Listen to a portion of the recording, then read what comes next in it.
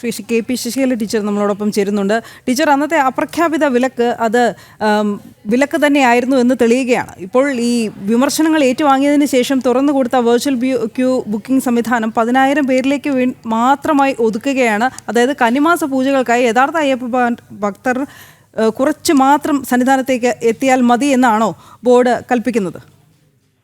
അത് തന്നെയാണല്ലോ ബോർഡിന്റെ ആ ഉദ്ദേശം. നമുക്ക് അതാണ് മനസ്സിലാവുന്നത്. അപ്പൊ ഇവര് കോടതിയും പറ്റിക്കുകയാണ്. കാരണം കോടതി യഥാർത്ഥ ഭക്തർക്ക് ഒരു ബുദ്ധിമുട്ടും ഉണ്ടാകരുത്, നിയന്ത്രണങ്ങൾ ഉണ്ടാകരുത് എന്ന് പറഞ്ഞതാണല്ലോ. എന്നിട്ടും അവർ നിയന്ത്രണങ്ങൾ ഏർപ്പെടുത്തുന്നു എന്ന് പറഞ്ഞാൽ അവര് ഹൈക്കോടതിയെയും ധിക്കരിക്കുന്നു എന്നാണ് ഞാൻ മനസ്സിലാക്കുന്നത്. സുപ്രീം കോടതിയിൽ കേസ് പോയിട്ടുണ്ട് ഈ വിഷയത്തിൽ. ഇവിടം കൊണ്ട് മാത്രം അവർക്ക് ഉത്തരം പറഞ്ഞാൽ മതിയാവുമെന്ന് തോന്നുന്നില്ല. അവിടെ സുപ്രീം കോടതിയിലും കേസ് ഭക്തൻ ഇതുമായി ബന്ധപ്പെട്ട് പോയിട്ടുണ്ടെന്നാണ് ഞാൻ മനസ്സിലാക്കുന്നത്. അപ്പോ ഇത് തീർച്ചയായിട്ടും കോടതിയെയും ഭക്തരെയും എന്തിനേറെ അയ്യപ്പനെ പോലും വെല്ലുവിളിച്ചുകൊണ്ട് മുന്നോട്ട് പോകാനുള്ള ഒരു ധാർഷ്ട്യം ഞങ്ങൾക്കുണ്ട് എന്നുള്ളതാണ് ഈ കാണിക്കുന്നത്.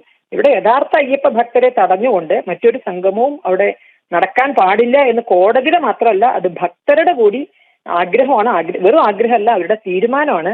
അപ്പോ ആവശ്യമില്ലാത്ത ഇത്തരം ഇതിലേക്ക് VIP-കളെ അല്ലെങ്കിൽ പണമുള്ളവരെ കോടികൾ കാണിച്ചുകൊണ്ട് അയ്യപ്പന്റെ മുന്നിലേക്ക് കൊണ്ടുപോകാം എന്ന് കരുതുന്നുണ്ടെങ്കിൽ അവിടെ അവർക്ക് തെറ്റിപ്പോകും എന്നാണ് എനിക്ക് തോന്നുന്നത്. കാരണം ശബരിമലയിലെ യുവതികളെ കയറ്റി ആചാരം ലംഘിക്കാം എന്നുള്ളത് സർവ്വസന്നാഹവും എടുത്തിട്ട് പരിശ്രമിച്ചതാണല്ലോ.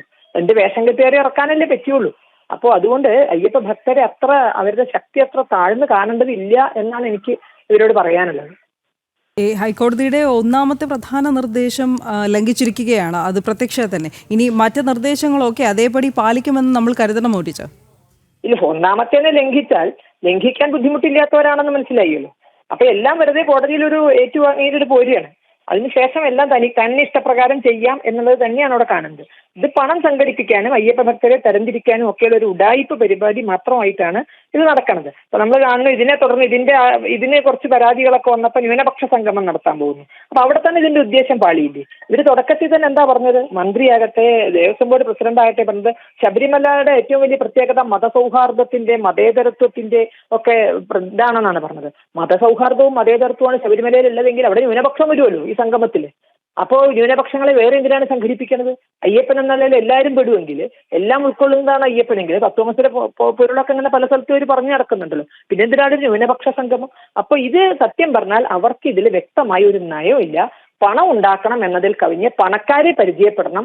അത് പാർട്ടി ഫണ്ടാക്കി പഞ്ചായത്ത് ഇലക്ഷൻ വരാൻ പോവുകയാണ്. അതിന് ആരിൽ നിന്നാണ് കോടികൾ സമാഹരിക്കേണ്ടത് എന്നുള്ളൊരു ലിസ്റ്റ് കിട്ടണം. അതിനുവേണ്ടി മാത്രം നടത്തുന്നൊരു പരിപാടിയാണ്. വളരെ നന്ദി കെ പി ശശികല ടീച്ചർ പ്രതികരിച്ചതിന്.